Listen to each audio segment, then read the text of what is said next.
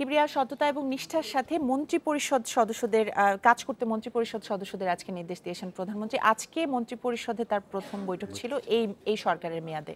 গত কয়েকদিন ধরে যে মেসেজগুলো প্রধানমন্ত্রী শেখ হাসিনা দিচ্ছেন বা দিতে চাচ্ছেন, বিশেষ করে সরকারি কর্মকর্তা কর্মচারী থেকে শুরু করে সবটাই মোটামুটি একই দিকে যাচ্ছে, যে সততা এবং নিষ্ঠার সাথে এবং দুর্নীতির কথা উনি বলেছেন, জিরো টলারেন্সের কথা বলেছেন। দেখেন, এর আগে বৃহস্পতিবার তিনি প্রথম সচিবালয়ে যান, তারপর রোববারেও গিয়েছেন।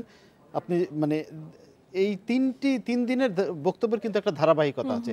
এতে বোঝা যাচ্ছে যে টানা 3 বার সরকার গঠনের পর মানুষের যে প্রত্যাশা, তাতে সরকারি কর্মকর্তা কর্মচারী এবং মন্ত্রিপরিষদের সদস্য সবারই অনেক দায় আছে এবং আত্মতুষ্টিতে ভেসে যাওয়ার কোনো সুযোগ নাই। প্রধানমন্ত্রী কিন্তু সেটাই বলছেন যে মানুষের যে প্রত্যাশা সেই অনুযায়ী কাজ করতে হবে। দুর্নীতি কমাতে না পারলে ইশতেহারে যে লক্ষ্য দেওয়া আছে সমৃদ্ধির অগ্রযাত্রায় বাংলাদেশের যাত্রা অব্যাহত থাকবে, সেটিও বাধাগ্রস্ত হবে। তো সব মিলিয়ে মনে হয় প্রধানমন্ত্রী সেই মেসেজটাই দিচ্ছেন। এছাড়া আজকের সভায় তিনি সংসদের প্রথম অধিবেশনে রাষ্ট্রপতির যে ভাষণ সেটিরও অনুমোদন দেওয়া হয়েছে এবং 4টি আইনের খসড়াও অনুমোদন পেয়েছে। প্রতিবেদনটি দেখা যাক। টানা তৃতীয়বারের মতো সরকার গঠনের পর মন্ত্রিসভার প্রথম বৈঠক। কার্যসূচিতে রাখা হয় বেশ কয়েকটি বিষয়। বৈঠকের শুরুতে প্রধানমন্ত্রী বলেন, বিপুল ভোটে নির্বাচিত বর্তমান সরকারের উপর জনগণের প্রত্যাশা অনেক। সেই প্রত্যাশা পূরণই নতুন সরকারের একমাত্র লক্ষ্য।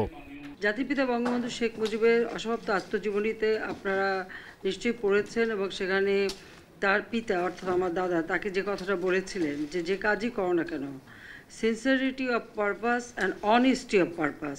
আমি মনে করি এই দুটি কথা অত্যন্ত গুরুত্বপূর্ণ, এবং এই মন্ত্রিপরিষদ সবসময় এই কথাটি মনে রেখে যে কাজই করবেন নিষ্ঠার সাথে এবং সততার সাথে কাজ করবেন।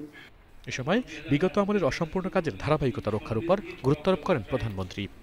পূর্বে যে মন্ত্রিসভা ছিল, আমরা যে কাজগুলি করতে পেরেছিলাম আমাদের বিগত সরকার আমলে, সেই কাজের অনেকগুলি ধারাবাহিকতা আমাদের বজায় রেখে চলতে হবে এবং দেশকে আমাদের এগিয়ে নিয়ে যেতে হবে মানুষের আকাঙ্ক্ষা অনুযায়ী।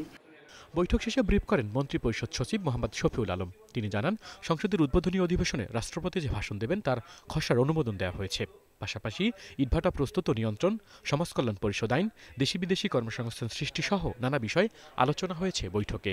দুর্নীতির বিরুদ্ধে জিরো টলারেন্স যেটা মানে প্রধানমন্ত্রীর, সেটা সুশাসন কায়েম করা সব জায়গাতে, আর ওই যে সততা দক্ষতা এগুলোর সাথে কাজ করা, মানে জনবান্ধব জনপ্রশাসন তৈরি করা, মানে কাজ ফেলে রাখা যাবে না।